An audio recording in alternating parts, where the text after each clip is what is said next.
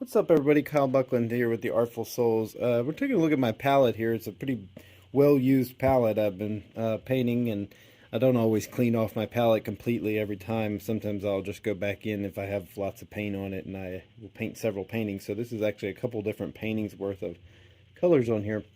But I want to talk about innominate colors. I don't know if you've heard this word or not. Innominate means unnameable. So, I hear the word mud a lot, and I don't really like the term mud because what we refer to often as mud means we've got the wrong color in the wrong place, or the wrong color, in the place in our painting. We say, oh, our painting turned into a muddy painting. Let's look at how we can, create basically colorful grays.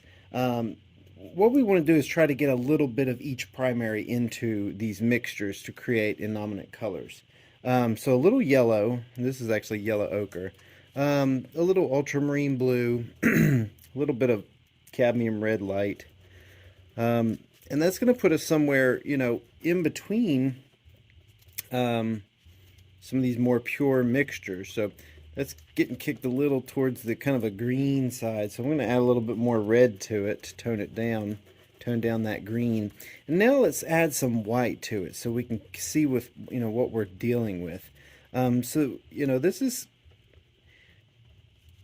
what we would refer to as an innominate color. And so they're really important. And see, by taking this color and throwing a little more red to it, we can shift it towards the red. If we throw a little bit more blue to it, we can shift it over towards the blue.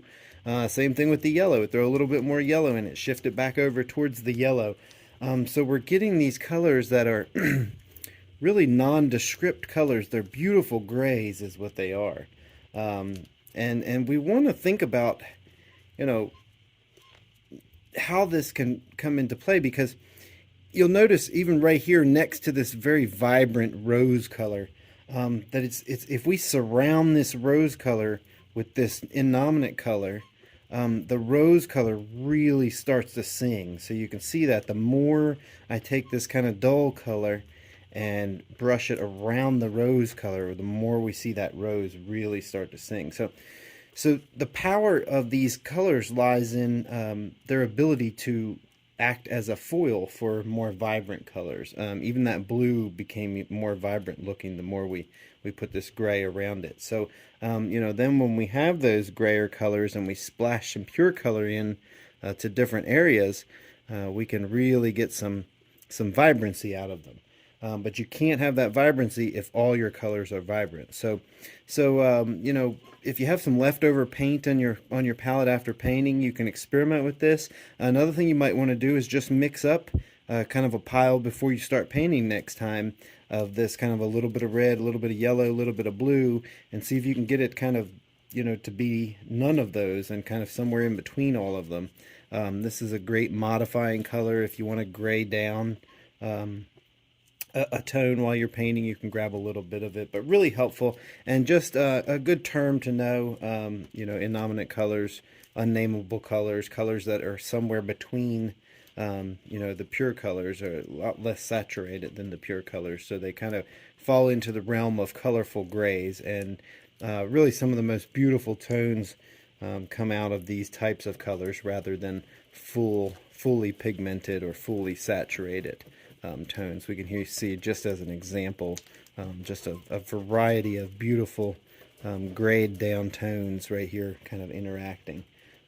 So experiment with that, and see if it feels like it's useful to you.